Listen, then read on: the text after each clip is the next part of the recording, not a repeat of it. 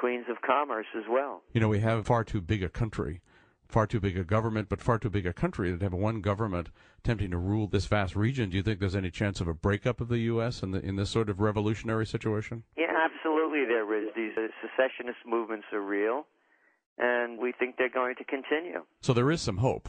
Oh, yeah, and you know, America, you know, is a very flexible and resilient country. We're not being flexible or resilient because Big Brother is taking over. The government now operates and owns the largest insurance companies, the largest mortgage company.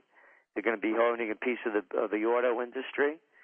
So, yeah, you know, it's a fight against a totalitarian government. You could call it communist, when a state-owned monopoly runs everything, or you could call it fascist, or you could call it socialist. But the one thing you cannot call it is free market enterprise. So, yeah, there's going to be rebellions, and you know, things will change for the better if we break up with these criminal governments that are in place now. And I don't say that lightly.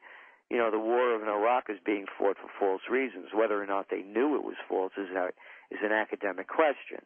The reality is it's false.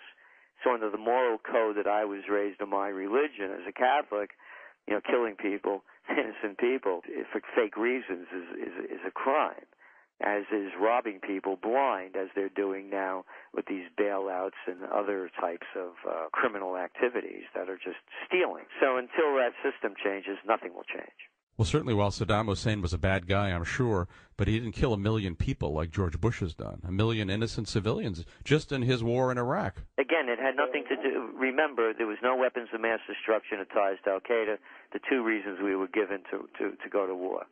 So you can't change the reasons, obviously, although they try to, as to why we're at war. Well, Gerald Celente, thanks so much for coming on today, and I think, no question, it is a criminal gang in Washington. They've gotten us all in very hot water, but maybe we can put them in a little bit of hot water as a result and have a brighter future. Yes, we can, but not unless the people decide not to vote for a less of two evils any longer and only take a new route. Hey, you sound like my column today. Okay. Gerald, thanks so much. Take a look at the Trends Research Institute, trendsresearch.com. Take a look at his journal. And Gerald Celente, thanks so much for coming on. Okay, thank you very much.